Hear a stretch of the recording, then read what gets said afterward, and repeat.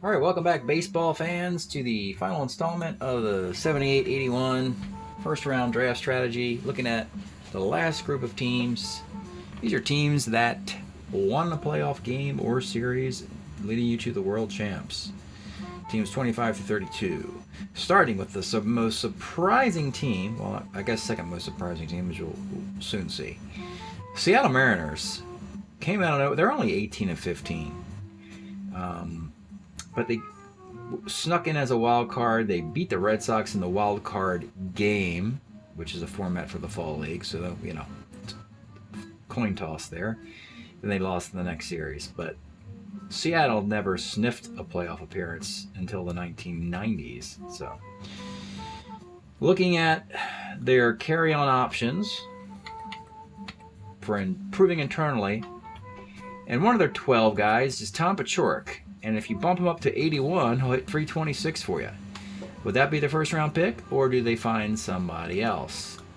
We'll go to their keepers for the Mariners. And we have Bruce Bochy, Rich Gossage in a trade.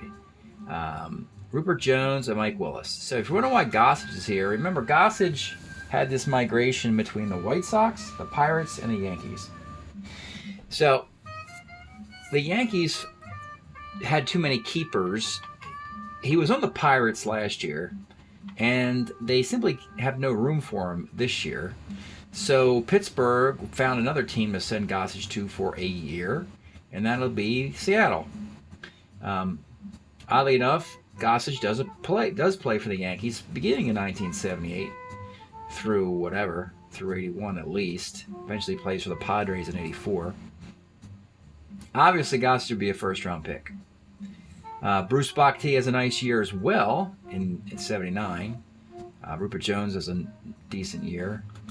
But, boy, for an expansion team, a legitimate expansion team, to have a Hall of Famer fall into their laps. The rookie class of Mariners: Glenn Abbott, Bruce Benedict, Brian Clark, Ken Clay, Sam Mejias, Dave Revering. Nothing screams first round material. The 80 group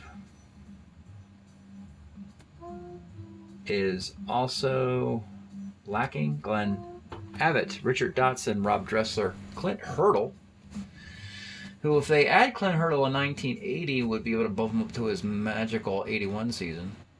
Rudy Law, Sam Mejias, Mary Mendoza, Jerry Narron. It's Gossage, and that's the end of the discussion. Rich Gossage.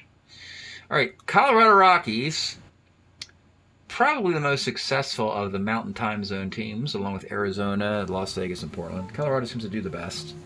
They're put together sort of like a Colorado team you would think would be put together. Getting the home run, walk, strikeout guys, if available. And these Rockies will return. Their 12 guys are happy with. Nobody gets better.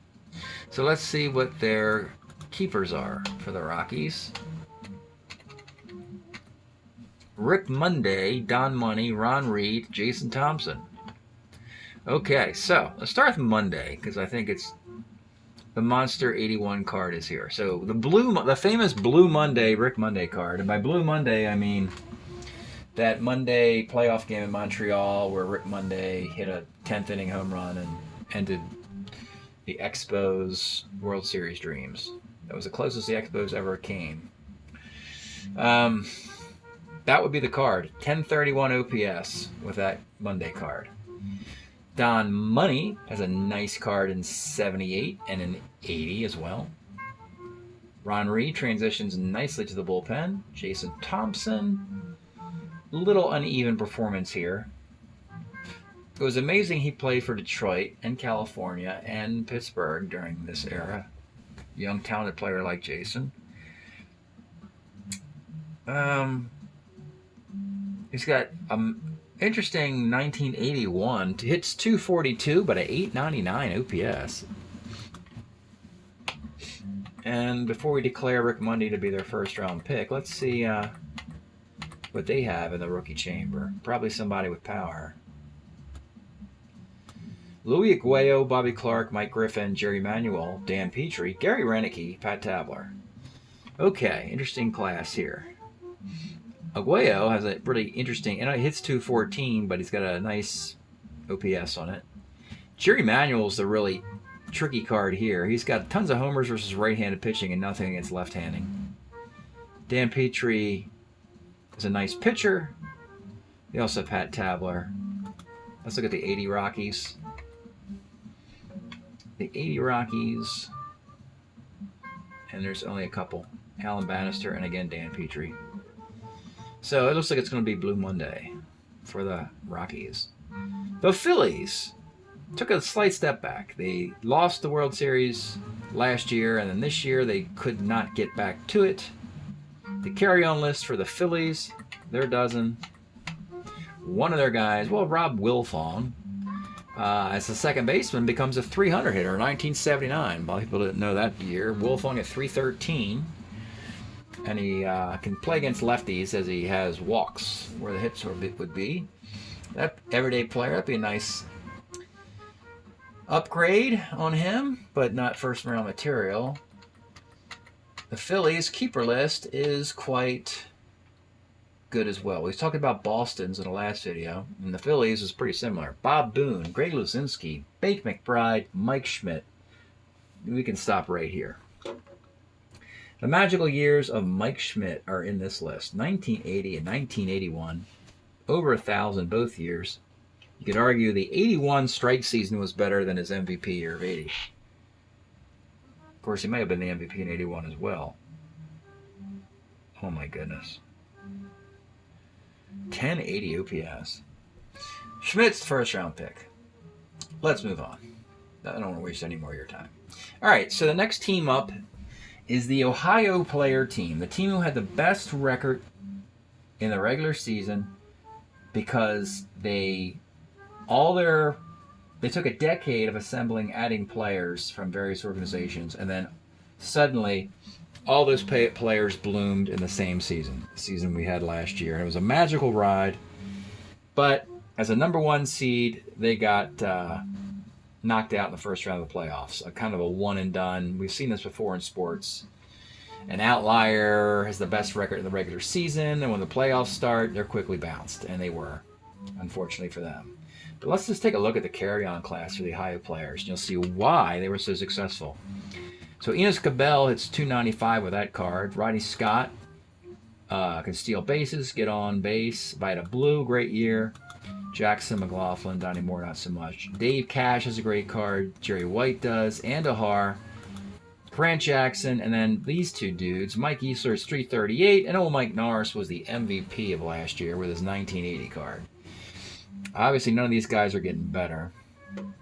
But now you begin to see, and you took Oakland's best pitcher, you took Pittsburgh's best hitting outfielder, arguably. You know, you've taken a lot of really good talented players from other organizations to assemble this team. Let's see the keeper list. And the notion that can these expansion teams continue to be excellent, or are they just one-year wonders? Can they do it? Can they repeat? They have a nice keeper class. Dan Driesen, the Reds wish they had him. George Hendrick, the Cardinals wish they had him. Cliff Johnson, who surprisingly lasted a nice long time in baseball and had good years all over the place. He was good with the Yankees. He was good with Toronto. He was good with Oakland. And Jerry Mumphrey, another unsung guy who always hit wherever he landed. He hit for the Astros, the Cardinals, the Cubs, Padres, Yankees. Jerry Mumphrey hit everywhere he ever played. In this particular case, you can see why they're expansion team players. Players who move around a lot. I like to put them on expansion teams. 4 really good guys. All right, let's take a look at each. Driesen doesn't get over 800 anywhere. Hendrick probably will at least once. All 3 years. So he hits 300 with 25 homers in 1980. That's probably your first round pick. Cliff Johnson, his best power year would be 79, 881 OPS. Mumphrey, he will eventually hit, I think in 1983 hit 330 something. But he's got 3 straight years right around 300 between 79 and 81. Hendricks still gets the nod for me over Mumphrey and Cliff Johnson. Hendrick would be the first-round pick. Let's go look at the rookie class, because normally the rookie class for these expansion teams aren't very good.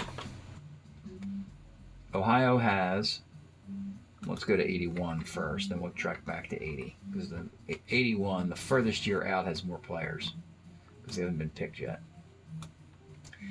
A really nice Dick Davis 81 card. It's 333 and 106 at-bats. That would be a great player addition, but you might be full in the outfield because you got Easler, you got Hendrick, you got Mumphrey. Do you have room for Dick Davis? Terry Harper, Roy Lee Jackson, Jesse Jefferson, Tony Pena, Pascual Perez, Ron Washington. Tony Pena might be the guy who hit 300 when he burst onto the scene with the Pirates in 81 and I think in 82. Majority of his career, his average dipped down into the 250, 260 range, but he started as a hot hitter. And as a catcher who could throw, that becomes a first-round pick candidate. It's because of position and arm that it supersedes the stats. And if you can add a 300 bat to that, you know, you get into the rarefied air catcher. 80 guys. Ray Burris, Rod Craig, Worley Jackson, John Montague, not so much. So Tony Pena could be a surprise first-round pick if you don't go with George Hendrick. 4 teams left. The teams who played in the League Championship Series. Starting with the Astros, who eventually lost to the Reds. The Astros, they're 12 guys. Ken Forsch, you can improve him to 81. But the Astro rookies, keepers. Start with the Astro keepers. Jose Cruz, Mike Cubbage, Mark Lemongello, Joe Sambito. All right, 2 guys you look at, 2 other guys you could ignore. So we know Cruz and Sambito would be really important members of this franchise during this timeline. In the case of Jose Cruz, his best years will be 83 and 84. But in this timeline, 78, he's got an 836 OPS. That's his best year.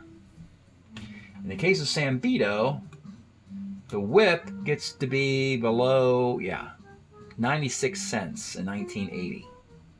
ERA is $1.77, and Sambito's got 3 lights-out years there where he could be the top closer in the National League. So that definitely, Sambito has the edge over Cruz in this comparison of years. For the first-round pick, the rookie guys for the Astros: Larry Anderson, Mike Davis, Terry Kennedy, Frank LaCourte, Mike Ramsey, Alan Ripley, and Dickie Tuna Thon. Thon has a nice year, I believe, in 83. A little bit too early for Dickie Thon. Terry Kennedy, wow, another 300 hitting catcher. You had Tony Pena moments ago. Now you have Terry Kennedy's 81 card. It's 301. I don't think I'll ever hit that high again.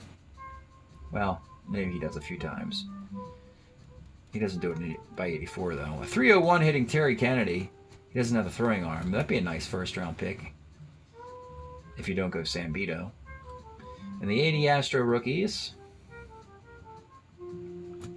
here they are: Jim Anderson, Danny Heap, Terry Kennedy, Frank LaCourte, Mike Lacoste, Vance Law, Randy Neiman, Mike Sadik, Dave Smith. Well, Dave Smith, that'd be a pick. Could be the first rounder or second rounder, but having Dave Smith and Sambito together pretty much close out any possible matchup late in the game for the Stros. This team is in good hands. The Astros do very well for me in this timeline, historically. Much better than they did in their MLB track record. Okay. California Angels. Winners of the American League West in 1979 and eventual runners-up in the League Championship Series years of 79 and 82 both. They don't have their hands on Rod Carew, Reggie Jackson, or Doug DeCinces yet. They still belong to their respective teams. The Angels. Carney Lansford wins the batting title in 1981. Does it with the Red Sox, though. But the Angels, before they really when you look at the history here, they probably should have held on to Carney Lansford longer. They wouldn't have had to trade for Doug DeCinces. But Lansford does wonderful things for the Red Sox, and then later on he does good stuff for the Oakland A's. They should have kept him. Just hold on to him. So maybe in this carryover league, that's what they'll do. They'll hold on to Carney Lansford longer. Let's take a look at the keepers for the Angels. Brian Downing acquired in a trade with the White Sox. Paul Hartzell, Nolan Ryan, Frank Tanana. Wow, can't lose there, can you? So Downing's best year is 1979. It's amazing that they went to the League Championship Series without him, and they did it with Don Baylor and Bobby Grich. Now you add Brian Downing to that mix. Suddenly you don't need Carney Lansford so much, as you can see. Nolan Ryan has only 2 more years left before we ship him off to Houston. And 81 Ryan is a monster, but that's with the Astros. I think the Angels will take him all the way through 1979, like history. I'm not going to alter the history of Nolan Ryan. I'm going to let him be an Angel through 79, and then we'll get him over to the Astros for 1980 or 81. Frank Tanana, he starts to have arm trouble, and he misses a year. I think he misses 79. Before and after, he pitches on 3 days rest, though. He's clearly lost a little bit of his dominance, his unhittable. I mean, he was really outstanding in the early 74, 75, his early years. Now, he had arm problems, but he has a nice long career. Nice long career for Tanana. Brian Downing, 79 Brian Downing's got to be the first-round pick. 326 batting average, BPA, best player available. I know Lansford hit 336, but that is improving a guy, so you don't add a player to the roster. You start with 12, Brian Downing gets you 13. With Lansford, you start with 12, and you're still at 12. So, and all you do is turn a 290 hitter into a 336 hitter. Brian Downing is more value for a first-round pick. I'd still do the move with Lansford, but I'd do it in the 2nd or 3rd round. Your 81 rookies for the Angels: John Harris, Glenn Hoffman, Bob Molinaro, Andy Rincon, Mike Scott, Mike Witt. Scott and Witt are too young. Rincon has a nice year. And not so much there with the other guys. And the 80 rookies, 80 was a bad year for the Angels, as I recall. It fell apart. They got injured. Chris Knapp, Paul Mirabella, Paul Mitchell, Bob Molinaro again. Mike Scioscia, Ed Whitson. Whitson's nice. 131 whip. He's okay. He's fine. But not first-round pick. We'll get Brian Downing. All right. Reds and Orioles. Let's start with the Reds. Runners-up. Real disappointing postseason team. Fantastic regular season team. Concepcion's got a great 81, so does Ken Griffey. 81 is a magical year for the franchise anyway, which can be fully realized in my league, because we know that the Reds had the best record in baseball in 81, the year of the strike, and didn't get to go to the playoffs. I took a version of that Reds team to a World Series title a long time ago. The 81-84 carryover league. The Reds won it, beating the Yankees in the World Series, but it was a long time ago. Let's take a look at their keepers. We're getting, this is transitionary. It's Soto Seaver now. That's the lifeblood of your team. Tom Seaver, Mario Soto. And your keepers, my goodness, just like I think the Red Sox and the Phillies, and now the Reds have your Hall of Fame keeper class here. My goodness. Johnny Bench, George Foster, Joe Morgan, and Tom Seaver. My goodness. And I got to pick one of these guys to be the first-round pick. Well, Bench is 30 to 33 years old. But in 1981, he hits 309, 858 OPS. He's over 800 all 4 years as a catcher. Amazing. Just amazing. Foster still has 2 of 4 good years here. 2 of 4? What do you mean? He's 3 of... Every year but 80, he's good. 40 homers in 79, 906 OPS, but he hits his 81 year of the strike. 892 OPS.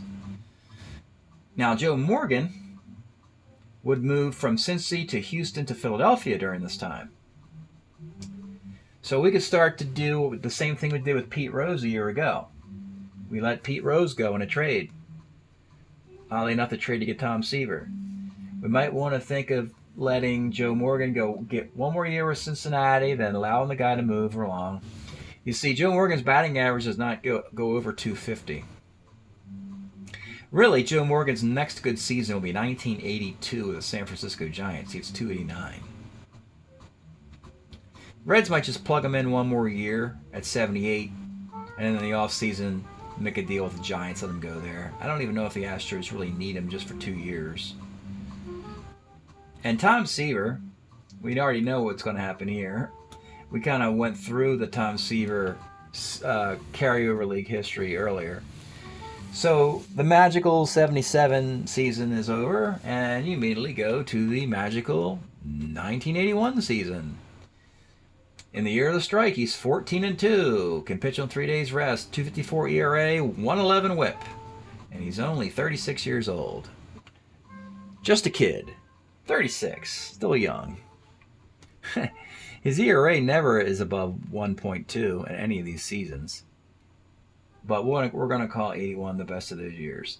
And plus, if you lock him up with that 81 card, you get 4 years out of that. And you don't have to think about Tom Seaver for the next 4 drafts if you take that one. That's the first round pick. Let's look at the rookies, though. Seaver's got to be the first round pick. Oddly enough, I think Seaver's also a first round pick in the Summer League for the New York Mets in the other timeline. So, your 81 Cincinnati rookies are Brett Butler, Tim Flannery, Dave Henderson, Tom Hume, Charlie Lee Brandt, Paul Moskowitz, Michael Berry. Man, nothing really screams there. In the 80 class of Reds, Householder, Garth Orge, Jim Lentine, Paul Moskowitz, Hoskin Powell. Nothing screams there either. Okay, and finally tonight, the final team, the Orioles, winners of the World Series, and they did it the hard way, folks. They were number 6 wild card team. It was hard to gauge how good the Orioles, the Red Sox, and the Yankees and Toronto were, because Toronto should have been awful, and they should have been beaten up. Really, the Orioles, Red Sox, and Yankees should have all won close to 60% of their games, and the Blue Jays should have been losing more than 2/3 of theirs. But it didn't happen, and therefore Baltimore, Boston, and New York were all jumbled together, with the Yankees somehow having the 16th best record, Boston finishing 22nd, though they probably should have been down here a little bit because they got upset by the Mariners, and the Orioles only get to 32 because they won the World Series. They probably should be close to this range as far as how good their stats were. Very strange year, and we've seen the American League East teams. It's got to be killing the Yankees. We've seen the Orioles and Red Sox win the World Series in the years of where 76 to 77 players are in their final. You know, the years the Yankees should have been to and won World Series. So the Oriole carry-ons. You can approve Dennis Martinez to his 81 card and Eddie Murray as well. But the keepers for the Orioles, I'm going to guess there's got to be a Cy Young Award winner somewhere. There always seems to be a Cy Young connotation with the Orioles. You have Mike Flanagan. This is a shrewd move. They acquired Larry Heisel. He's only got one good year left, but that's why they acquired him for that one good year. Jim Palmer, Ken Singleton. Wow. Oh, so yes. We have Flanagan does win the Cy Young Award in 1979. Cy Young winner, first round pick, makes some sense. The Heisel year is 1978. He has a 906 OPS. They got him pretty cheaply for that 1 year. Smart move, 1 year wonder, and then Heisel's career will be done after that. Palmer, he's kind of losing it a bit here. He's good in 1982. He still has a nice 78 card with a 2.46 ERA. He's statistically a little bit better than Mike Flanagan, who wins the Cy Young Award. And lastly, Kenny Singleton. Singleton has one more monster year of 79, where he hits 35 home runs. So you've got Ken Singleton and Mike Flanagan in 1979 battling for most valuable Oriole there. You got Jim Palmer, still looking like the Cy Young Jim Palmer of 1978, and you throw in Larry Heisel on top of all that. Suddenly the world champs look like they'll be fine trying to defend their title next year. Well, what's in the pipeline? Is this team just going to get old on us? What happens in 81 and 80? The Orioles in 81 add Terry Crowley. Oddly enough, Terry Crowley was with the Orioles this entire time. Strat-O-Matic just never printed his card because he was a pinch hitter. Didn't have enough plate appearances. Terry Crowley, Len Sakata, and Sammy Stewart, who, interestingly enough, in 1981 was the American League ERA leader, led the league in ERA, but still isn't better than the keepers. And the 80 Orioles, the 80 Baltimore Orioles won 100 games. Imagine that. What a division this is. And again, it's Terry Crowley, John Pasella, Gary Renicky, and Ed Romero. Nothing special there. So no, the Oriole future does not look good until some guy named Ripken shows up, and that doesn't happen until 1982. So it'll be a tug of war between Flanagan and Palmer and Kenny Singleton to see who gets to be the first round, second round, third round picks for the Baltimore Orioles. And that'll wrap up this analysis of first round projections for the 78 to 81 carryover league. We'll take a pause from this now, and as you know, the fall league draft will happen, but the games aren't played until the fall. I do start playing some of the games when I have time over the summer, just to get some games done, so I don't have so many games to play in the autumn months when I'm more interested in following football and some other things. But this has been a kind of an interesting continuation, going from the Fall League World Series to the trade carousel to the analysis of first round picks. You really get to see how the carryover league works and how it becomes a year-round fun project with different levels of interest to constantly keep looking at strat cards and looking at stats. So I hope you're enjoying the analysis. When we get together again, I think we'll go back to the Hot Stove League of the 70-73 season and start gearing up for the draft, which will be in March of 2022, the 70-73 Summer League Draft. Thanks for checking it all out. We'll see you next time.